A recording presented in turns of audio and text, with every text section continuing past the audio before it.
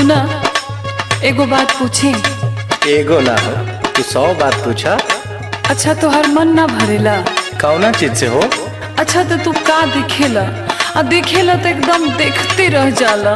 अरे पागल, अब हम तो के का बताई। ना आज बताव।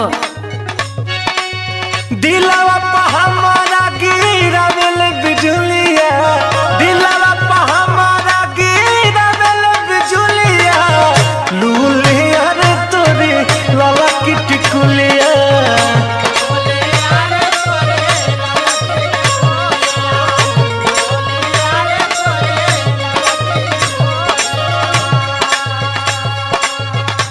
अच्छा हमार तो पूछ ले लू है, करेजा में घुस के अपनो बतेबू कुछ।